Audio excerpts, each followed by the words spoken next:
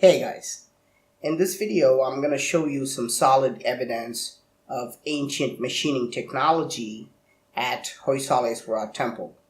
There's something very strange about these pillars. If you look closely, you can see these minute circular marks all around the pillar. These are created as a result of machining the pillar on a lathe. This process is called turning. There is no way to achieve this with chisels and hammers manually.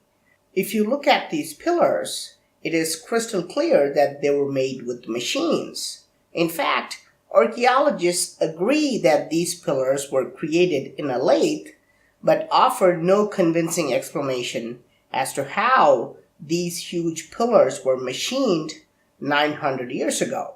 Nowadays, we are able to create these fascinating grooves and designs on a lathe, but machining a 12-foot tall stone pillar would be a very difficult job even today.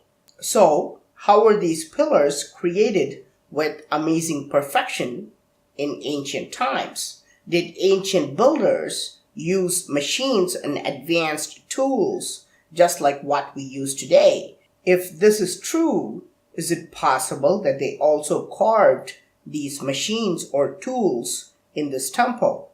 Here you can see a very strange device in the hands of a god called Masana Bhairava. This clearly represents a type of gear mechanism called planetary gears. The outer gear has 32 teeth and the inner gear has exactly half the number, or 16 teeth, which is precisely how we use reduction gears today.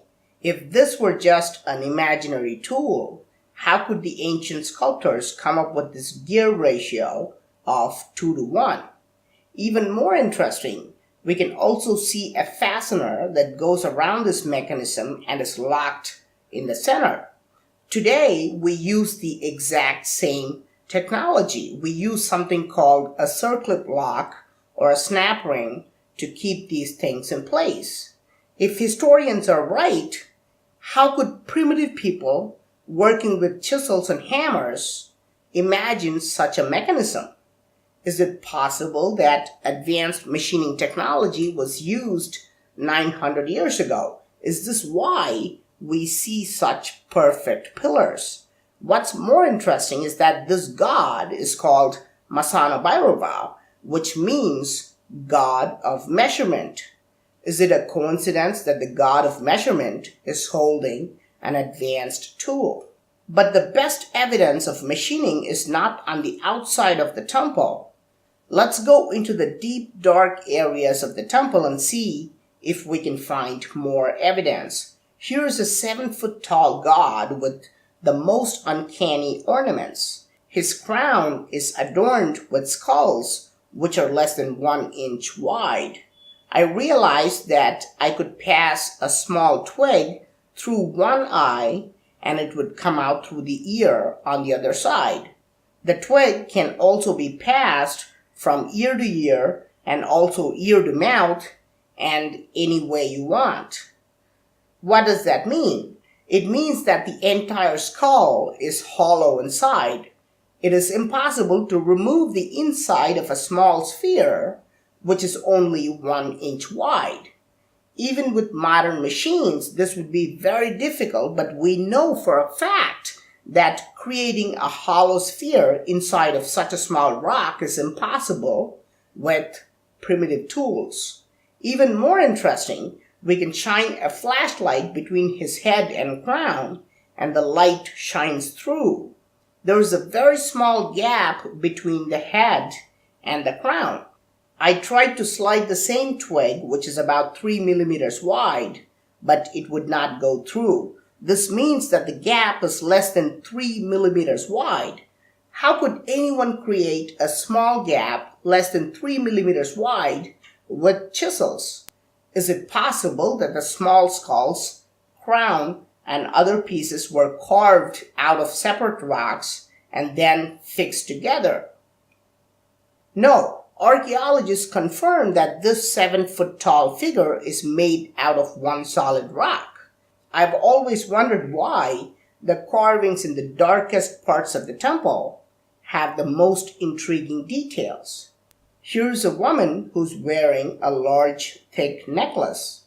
However, if you shine a flashlight, we can see that this is not one necklace but two, because the light passes between the two necklaces. Again, I tried to put the 3mm wide twig, and it won't go between these necklaces.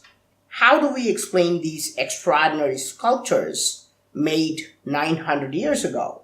Now, the Hoysaleswara temple is famous for housing the 6th and 7th largest monolithic bulls in India. However, in terms of beauty, they are ranked first and second. This is because they look like they have been created with machining precision. For example, look at the level of polishing. You can literally see your face like a mirror. And this is after 900 years of corrosion and damage. So you can imagine how perfect they would have looked at the time they were created. Is it possible that this kind of polishing was done with machines? Today, we use tools like the rotary burr for this level of polishing. If you look at modern-day drilling and polishing tools, they look like this. Were tools like these also used in ancient times? And more importantly, are these tools also shown in the temple's carvings? Here we can see a tool that almost looks identical to the rotary burr in the hands of a deity. Here's another one that's holding a slightly different tool. Note that the devices look the same, but are not identical. The ridges are different. The drilling and polishing tools we use today also have different ridges for different types of outcome. Around the world, we can see gods holding this mysterious tool that is thought of as pine cones. Are these really pine cones? Is it possible that the gods in this Indian temple are also holding actual pine cones and not tools? Well, there are no pine trees in India, so how could the ancient builders in India have seen pine cones 900 years ago? Since that is not possible, is it possible that these gods shown around the world are holding an advanced tool that was used for machining technology? Is this how the world's greatest megalithic structures were built? Also, many of these quote-unquote pine cones shown around the world are depicted with a long base, just like any modern tool. In a previous video, I've also shown you a telescope carved in the same temple. How was this created without using machines? So, what do you think were advanced machines and tools used 900 years ago? If they were not used, how do you explain these turn marks and grooves, holes that are less than 3 millimeters wide, and incredible polishing?